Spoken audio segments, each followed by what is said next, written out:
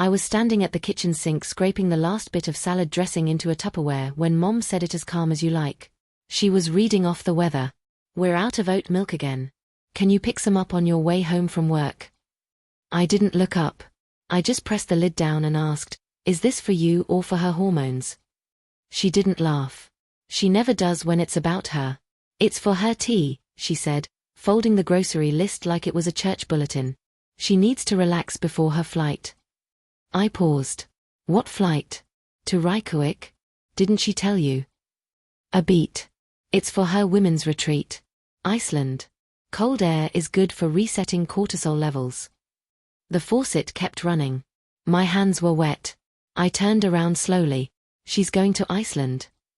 Mom blinked like I'd asked something odd. Just a few days. Spa resort. It's all very holistic. She's been so stressed lately. I stared at her. Iceland. Spa. Holistic. Stressed. That was the word she used. Not irresponsible. Not unemployed for 19 months. Not the reason I've been covering the mortgage, the groceries, the phone plan, the utilities, and apparently now the oat milk for Icelandic hormonal balance. How's she paying for it? She won it, Mom said quickly. A raffle or something online. Of course she did. She won a retreat to Iceland in a raffle, I repeated. Yes, a pause. Don't sound so skeptical. She deserves something good. I dried my hands slowly. The edge of the dish towel caught on my ring. When I got promoted to team lead last year, I said, you said congratulations and then asked if I could help with the water bill. That was your whole response. Mom's face tightened. That's not fair. No, I said. It isn't. From the hallway, I heard the jingle of keys. She breezed into the kitchen like it was her private runway. She was wearing the parka I gave her last Christmas, the one she said was too boring. She looked radiant. She opened the fridge. Where's the oat milk? I didn't answer. Mom handed her the folded list. Cass's picking some up. She kissed her cheek. Thanks, sis, she said without looking at me. Then she floated out the door just like that. I watched the door close behind her. The silence afterward felt heavier than before. I thought she was broke, I said. She needs the trip, Mom replied. You don't understand how hard it's been for her staying home all day, she added. I didn't argue. The sink was still running. I didn't turn it off because deep down, I knew something was off. Not just this trip. Not just the oat milk. It had been off for a long time. I just didn't want to be the one to say it. Not yet. But that was about to change. The next day, I searched Retreat Iceland raffle just to see if it was a real thing. It wasn't. I wasn't surprised. I asked Mom about it again over dinner casually. She was reheating something frozen and pretending it was homemade, the way she always did when she wanted to look like she was holding the household together. So what kind of raffle was it? She blinked, then looked down at the microwave like it had just said something inappropriate. Just a travel sweepstakes thing, she said. You know how she is with those online entries. She's always entering something. I took a bite of dry meatloaf and nodded slowly. Funny she didn't say anything. She usually brags about things like that. Mom gave me a look. She probably didn't want to upset you. You've been working so hard lately. That was new concern. I'm not upset, I said. And I wasn't. Just tired. Tired of being treated like the backup generator of the household. Always humming, always running, only noticed when something breaks. The next morning, the credit card company called. I was in a meeting when I saw the number flash across my phone. I let it ring twice, then answered. Something in me said I shouldn't wait. This is Andrea from Gold Line Credit, the woman said, polite but firm. We're calling to verify some activity on your account. I stepped out of the room. What kind of activity? Multiple high-value transactions out of Reykjavik, Iceland, she said. Luxury lodging, spa services, retail. Just confirming you're traveling. I closed my eyes. No, I said. I'm not. A pause on her end. Would you like to freeze the card? Yes, I said immediately. $24,000. That's how much had been charged to my gold card in under 3 days. I scrolled through the itemized report she emailed me. Boutique hotel, private tour, thermal spa, 4 restaurants, and something labeled Glacier Heli excursion. I forwarded it to myself, then printed it at home. I left the pages on the table where Mom always read her paper. I didn't say anything that evening. I came home to a strangely calm living room. Mom was folding laundry with extra purpose. Dad, who rarely spoke unless ESPN was on, cleared his throat. She didn't mean anything by it, he said. I waited. The card was just lying there. You always leave it out, Mom added. It's not like she stole it. I picked up the page from the table, held it up. $24,000 in 3 days. She thought it was expiring, Mom said quickly. She didn't want it to go to waste. I stared at her. She said that. I asked. Mom hesitated more or less. I didn't say another word. I just picked up the paper and went upstairs. On the voicemail, her voice was chipper. Hey sis, she said. Looks like the card stopped working. Can you fix that? I still need to book the ice cave tour. Love you. She hung up without waiting for a reply. I didn't tell them right away that the card was frozen. They found out the next morning when she called from the hotel lobby. Mom was in the living room pouring her third coffee of the day. The mug said Grateful Heart on the front. She says her card isn't working, Mom said, phone to her ear. I didn't look up from my laptop. No, it isn't. She blinked. You turned it off. I reported it stolen, I said calmly. Dad from his recliner said that seems excessive. She took it without asking, I replied. That's theft last I checked. Mom's voice was tight. You always overreact. She called again. I didn't answer. She left a voicemail. Seriously, you cancelled it? I have things booked. That's incredibly immature. I was going to get you something. That last part, I don't know why, that made me laugh. Maybe because it was said with such confidence as if a t-shirt from a tourist shop justified $24,000 in unapproved charges. Later that day, Mom knocked on my bedroom door. She hadn't done that in years. We need to talk, she said. I shut the laptop. She stepped in and sat down like she still had authority in the room. She's stranded. She's in a 5-star hotel. She has no food money. She ordered truffle risotto last night. It's on the invoice. She's your sister. That again. That ever-reliable script. Family obligation. The eldest daughter as contingency plan. I sat up straighter. Do you remember when I was in college and got that stomach ulcer from working 3 part-time jobs? Mom looked uncomfortable. You're bringing that up now? I called you crying, I said. I needed help with a hospital bill. $2,000. Silence. You told me she needed braces more. She pressed her hands together. That was a different time. It was always a different time. She looked older in that moment, not just tired but exposed. Like the lines around her eyes weren't just from age but from holding a mask too long. Then she did something I didn't expect. She reached over and put her hand on mine. I know we didn't always treat you fairly, she said, but right now she really needs you. I didn't pull away but I didn't nod either. I thought of the voicemail, the receipt, the way she said, fix it. Like I was tech support, not her sister. I thought about the day I turned 16 and they gave her a car and me a savings bond. I thought about the time she borrowed my rent money to start a business and then bought concert tickets. And I thought about the house, the deed in the drawer, the one Dad signed over to me 5 years ago when he couldn't cover the back taxes. The deal was simple. I pay, I own it. I thought about all of that and then I smiled. Okay, I said. Mom looked up, surprised, relieved. You'll help? I stood and walked to the dresser, pulled open the top drawer and took out a different card, black, clean, unused.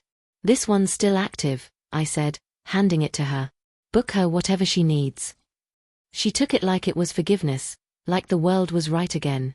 I watched her leave the room and then I picked up my phone and called someone I hadn't spoken to in a while. Grandma, I said, are you still looking for kitchen help at the cafe? The next few days were strangely quiet. Her calls slowed down. After the third voicemail, she'd moved from cheerful to annoyed to something that sounded like a passive apology. She never said the word sorry, but there were enough sighs and drawn-out pauses to let me know she thought that counted. Mom started moving with a little more softness, less commanding, more suggestion. Like offering a cup of coffee when I came home, like asking how work was but not waiting for the answer. And me? I smiled, I nodded, I said yes. I handed them a card. It wasn't the gold one, that one was gone, Dead, buried. This one was black, newer. It had been sitting in the back of my drawer for over a year.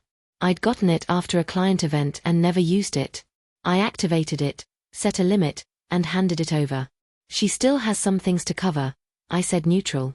Flights, meals, whatever. Mom looked like she'd just been handed a second chance. She didn't ask why the card looked different. She didn't ask why I activated one I hadn't touched in months. She didn't ask anything. That was how I knew she was still playing her role and that she thought I was still playing mine. She texted the next night. Card's working. You're the best. I'm bringing back a surprise. I didn't answer. Instead, I packed 3 boxes and booked a moving service for the following Tuesday. Just clothes, books, paperwork, the things that mattered.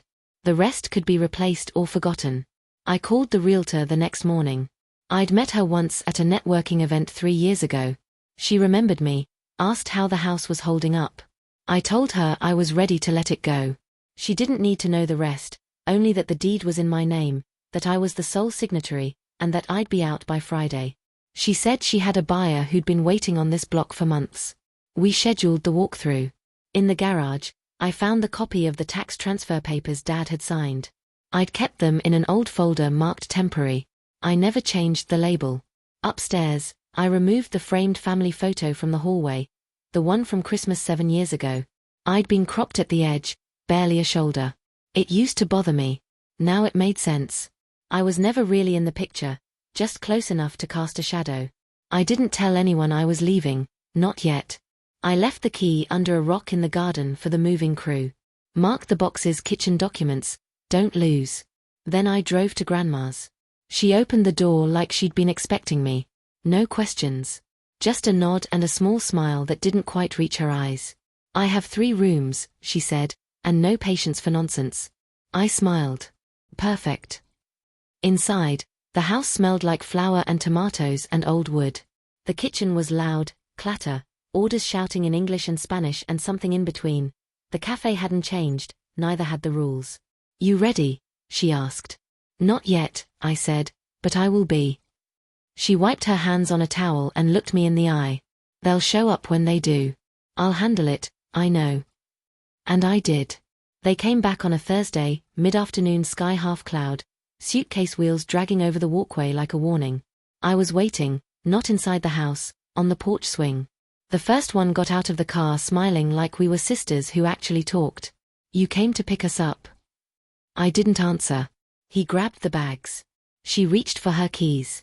She tried the lock, then again. She looked at me confused. Did you change the door code? No, I said. I changed the lock.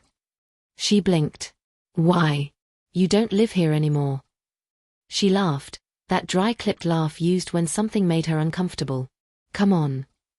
I stood up slow, walked down the steps, and handed her a manila envelope. Inside, signed closing documents, sale confirmation, wire transfer receipt.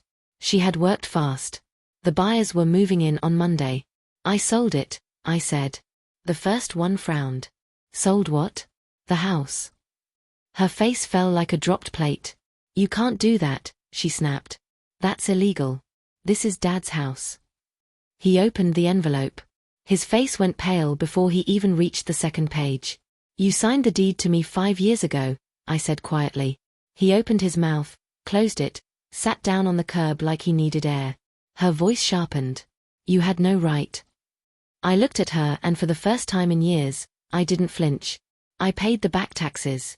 I've paid the mortgage, the bills, the maintenance, the repairs for half a decade. I've kept this house standing. You just lived in it. The first one stepped forward. So where are we supposed to go? I handed her a second envelope. She opened it. Inside, an address, a set of keys, and a sticky note in Grandma's handwriting. Room upstairs. Work starts at 6. Apron on by 5:45.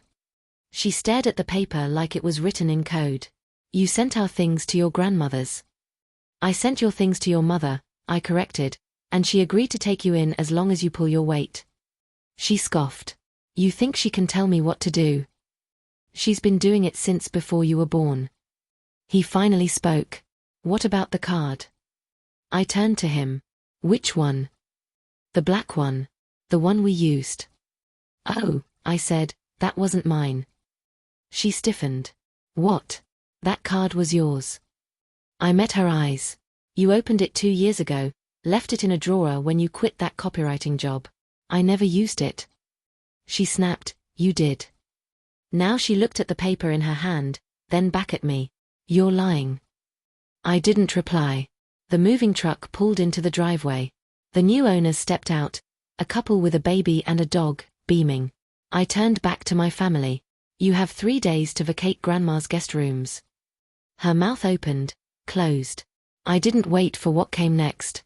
I walked to my car, started the engine, and left. No speech, no last word. The house was already gone. So was I. It was quiet for a while after that. No calls, no voicemails, no late-night knocks on my door. Just peace. I moved into a small apartment on the other side of town. Nothing fancy.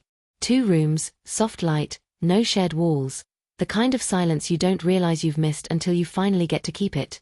Work picked up. I stopped checking my bank balance 3 times a day. I stopped flinching when the phone rang. I bought flowers for my own kitchen table, not because it was anyone's birthday, just because I liked the color. Then one morning, Grandma called. She never starts with small talk. They're adjusting, she said. I didn't ask who. Your mother scrubs pans slower than I'd like, but she's doing it. Your father learned how to fold napkins poorly, and your sister? She finally figured out how to clock in on time. I didn't say anything. Grandma sighed. They're not saints, but they're different. Some things can only be learned by sweat. That night, I couldn't sleep. Not from regret, just weight. The kind you don't realize you've been carrying until someone names it for you. The next week, I stopped by the cafe, not to talk, just to see. The back door was propped open. The usual smells, garlic, oil, yeast, wrapped around me like a coat I hadn't worn in years. Through the kitchen window, I saw them. The sister wiping down counters, hair tied back, sleeves rolled. The father folding paper menus into neat stacks. The mother, hands in dishwater, mouth pressed into a line. None of them looked up. I didn't go inside. I just stood there watching, not with anger, not with pity, just clarity. They looked like people who were finally being asked to hold up their end. And for once, no one was reaching for my wallet. I walked back to my car. Later that week, I got a letter, handwritten, my name in careful cursive I hadn't seen since childhood. Inside, one line. You were right. I just didn't want you to be Mom. No apology, just that it was enough. I folded it, slid it into a showbox with a few other things I hadn't thrown out yet. An old photo, a birthday card from Grandma, the receipt for the back taxes I paid the year they nearly lost everything. I didn't cry. I didn't smile. I just closed the lid. Months passed. Seasons changed. Sometimes I'd hear about them secondhand through Grandma or a friend from church. The sister got a second job. The father fixed the cafe's leaky pipes.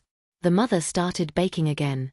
None of it made me feel anything big, just something small, like maybe the ground had settled. One Sunday, I walked by the old house. New paint, new flowers, a tricycle in the driveway. I didn't stop. Didn't slow down. Because this wasn't a story about getting back what I lost. It was about leaving before I lost myself and making sure no one ever erased me again. If you enjoyed this story, please give it a thumbs up and subscribe for more real-life stories like this. Don't forget to hit the notification bell so you never miss an update. Thanks for watching, and I'll see you in the next video.